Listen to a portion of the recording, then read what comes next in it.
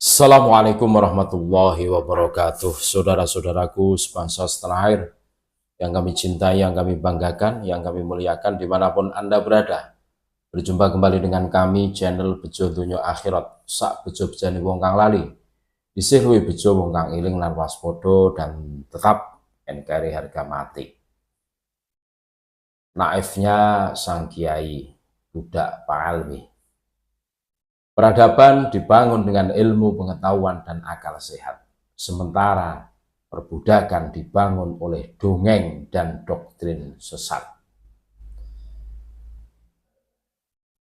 Fakih Wirahadiningrat. Kiai pejuang versus kiai naif. Baru saja kita semua dipertontonkan sesuatu kenaifan yang membuat miris seluruh warga bangsa Nusantara, yaitu perdebatan beda level dan beda kemasan antara dua sosok kiai dalam lingkungan Nahdlatul Ulama.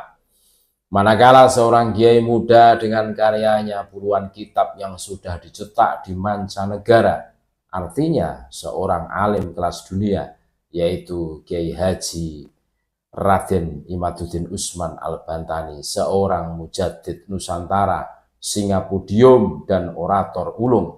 Beliau juga pejuang yang rendah hati dan insan yang teguh, serta konsekuen dalam berpikir, bertutur, dan bersikap.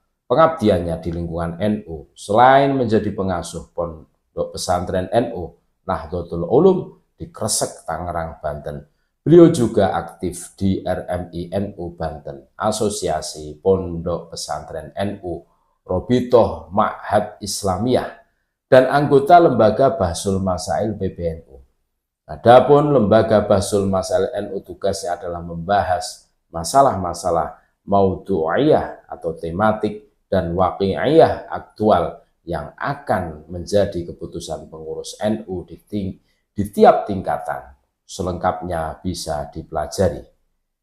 Tak lupa perlu dijelaskan bahwa beliau juga pernah menempuh pendidikan formal kampus selain pendidikan tradisional ala pesantren yang mendarah daging dalam lingkungan keluarganya. Maklumlah, dari kawasan Kresek inilah lahir seorang ulama kelas dunia pula, yaitu Syekh Nawawi Al-Bantani, mufti Mekah di zamannya. Karyanya juga melegenda, dipakai di banyak negara hingga saat ini. Serta tentu saja beliau bermental pejuang, pernah dengan tegas menolak dan mengabaikan tawaran Mufti Batavia, Jongos Belanda, Usman bin Yahya, untuk ikut bersama dirinya menjadi kaki tangan penjajah Belanda.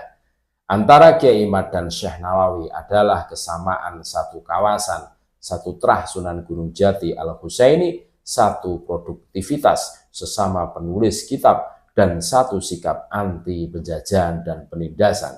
Bisa jadi Kiai Imaduddin adalah Syekh Nawawi Reborn. Dan konsistensi Kiai Imad begitu kalayak memanggilnya dibuktikan dengan kecintaannya kepada ahli bait Nabi secara total. Tidak saja beliau mencintai keluarga Wali Songo yang ajarannya dilestarikan NU, juga beliau mencintai habaib imigran Yaman, klan Pak Alwi. Ketika masih belum paham kejanggalan nasabnya kepada Nabi SAW, bahkan beliau pernah tergabung di dalam FPI, Front Pembela Islam di Banten, karena diharapkan mampu menegakkan kebajikan ajaran ala Rasulullah Muhammad SAW yang diakui sebagai datuknya dari banyak kabair yang menjadi tulang punggung organisasi ini. Namun ketika dianggap organisasi ini melenceng dari ideologi bangsa, mengancam NKRI dan kebinekaan, maka Kiai Imad langsung memutuskan keluar, dan ternyata keputusan ini sangatlah benar. Manakala pada akhirnya organisasi ini dinyatakan sebagai organisasi terlarang oleh negara, apalagi ketika beliau mendapatkan banyak data, baik data dari kajian kitab nasab, sejarah, maupun hasil tes DNA para klan Pak Alwi yang jauh panggang dari api atas pengakuannya sebagai cucu Nabi.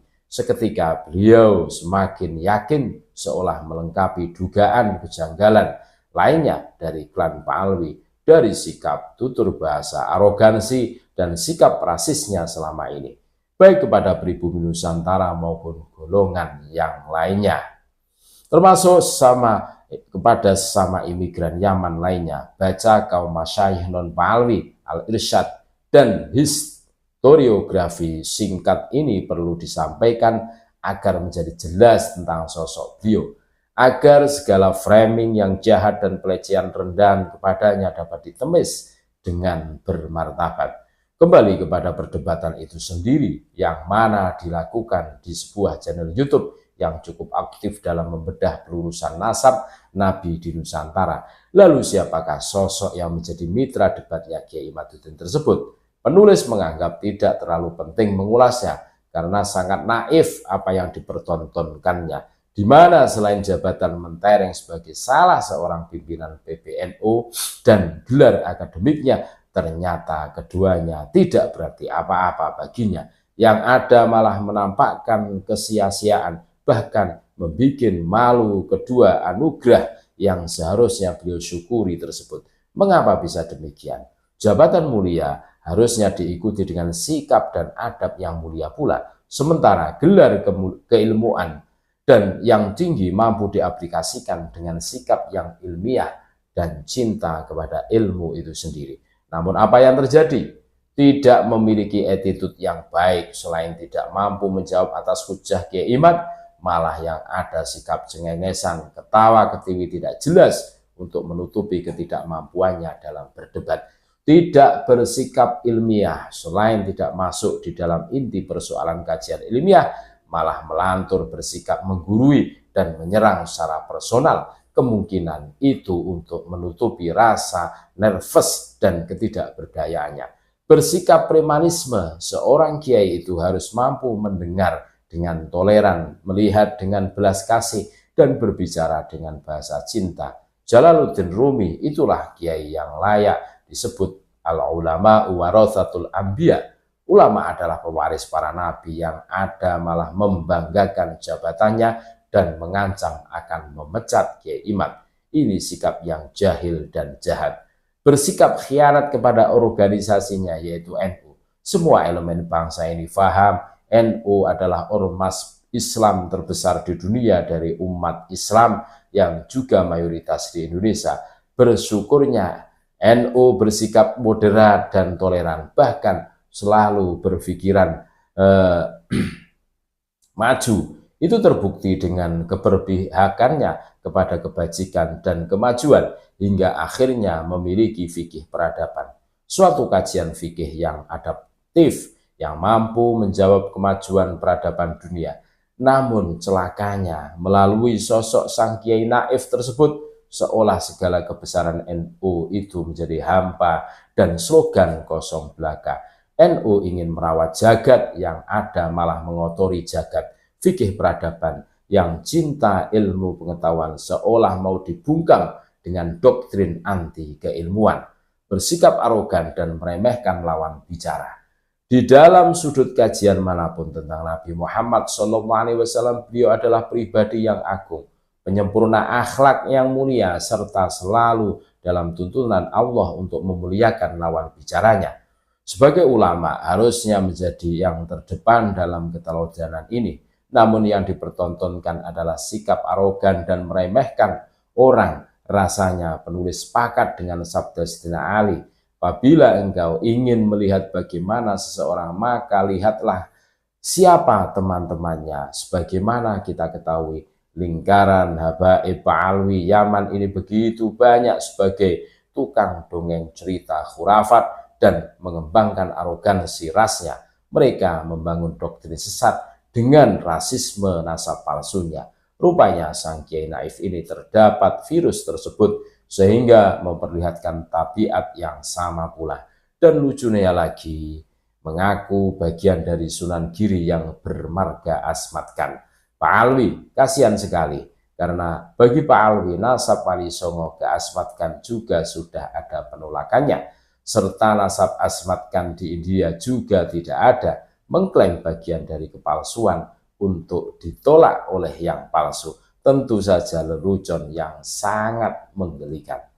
Poin positifnya, sang kiai naif dengan penuh kesombongannya meyakinkan mudah baginya untuk berdebat lagi dengan pembuktian ilmiah. layak kita tunggu apakah aumannya itu terbukti atau justru hanya sekedar mengeong belaka. Karena baik singa atau kucing memang sama-sama berkumis, namun beda level dan beda kemasan. Rekomendasi bagi PBNU. Setelah mencermati dinamika pelurusan nasab Nabi dan pembelokan sejarah di bumi Nusantara ini, maka sudah sangat urgen bagi semua pihak untuk bersikap, baik itu pemangku kebijakan negara atau pemerintah, dan tentu saja bagi umat Islam terutama PBNU. Mengapa? Karena ormas Islam yang relatif paling terdoktrin dalam memuliakan dan sekaligus menjadi korban dalam klaim sebagai cucu Nabi ini adalah Nahdliyin. Maka perlu kiranya penulis rekomendasikan segera dikaji terkait kaidah yang benar menentukan nasab kepada Nabi SAW, baik dalam forum bahsul masail atau membentuk tim khusus. Kajian itu harus komprehensif, tidak saja dari sudut kajian pustaka atau kitab nasab, melainkan juga sejarah dan ilmu genetika. Dan ini sejalan dengan komitmen fikih peradaban itu sendiri. Dalam rangka merawat jagat, membangun peradaban dari NU dalam usia 1 abadnya, maka perlu dibangun kerjasama lintas negara, terutama dengan Nakobah pencatat nasab, agar tidak terjadi penyesatan terus-menerus di Nusantara dengan menjual nasab untuk nasib. Perlu difilter siapa yang menjadi pengurus NU, apalagi sekelas pengurus besar, baik kapasitas keilmuan, keteladaannya, dan tentu saja keberpihakannya. Contohnya Sang Kiai Naif, posisinya mentereng tapi justru mencoreng dan menjatuhkan marwah NU itu sendiri. Perlu disanksi bahwa dipecat pengurus yang arogan dan mengkhianati visi dan misi besar organisasi. Karena upaya intimidasi dari sosok yang lebih tinggi jabatannya kepada yang di bawahnya itu adalah mengancam keharmonisasian organisasi. Yang ada ketersinggungan kolektif dari pengurus di level bawahnya karena merasa direndahkan dan dilecehkan. Apabila tidak segera ditertibkan, bagi mereka yang cinta dengan kajian ilmiah, mereka diintimidasi, ditindas, dan dibungkam, bisa jadi malah terjadi kekecewaan massal dan melemahkan spirit organisasi. Nonaktifkan pengurus dari marga Pak Alwi sebagai pihak yang sedang dikaji nasabnya. Toh dalam kesejarahan mereka juga bukan muassis NU dan telah memiliki wadah organisasi sendiri yaitu RA. Biarkan saja mereka aktif di organisasi rasisnya daripada terjadi dualisme mainstream di mana sikap NU adalah pro kesetaraan sementara mereka menolak kesetaraan. Dan NU juga tidak pernah secara resmi mengakui mereka sebagai ahli bait Nabi. Malah gelar resmi Dzurriyyah Nabi yang diakui NU adalah sejalan dengan kaidah Nakobah dunia Sayyid Syarif bukan Habib. Baca dokumen tentang 25 ulama NU Jawi Wetan yang dimotori Hadratus Syekh Kiai Haji Hasyim Asy'ari tentang titel Sajid di cover artikel. Agar lebih terjamin independensinya dan derajat keilmiahannya, libatkan para akademis dan lembaga-lembaga penelitian yang kredibel seperti BRIN, Badan Riset Inovasi Nasional, dan para pakar ternama dari kampus-kampus berkelas, kalangan filolog, sejarawan, maupun para genetik, sehingga kajian ilmiah akan dapat dipertanggungjawabkan dengan kaidah the right man on the right place at the right time, karena para pembela nasab rungkat Pak Alwi hanyalah kelas belantik-belantik sapi yang modal nyerocos tanpa keilmuan yang memadai. Yang ada jongos-jongos model londo ireng ini hanya dawir sana sini ngamen dengan framing-framing palsu belaka. Yang lebih parah lagi tentu saja Sang Kiai Naif yang tidak pantas dalam posisinya sebagai petinggi PBNU dan gelar akademiknya yang anti kajian ilmiah, bahkan ingin mematikannya. Sungguh sialnya bagi kepengurusan PBNU apabila diisi manusia-manusia anti ilmu dan penikmat buta doktrin sesat. Naudzubillah min dzalik. Terima kasih. tetap NKRI harga mati. Assalamualaikum warahmatullahi wabarakatuh.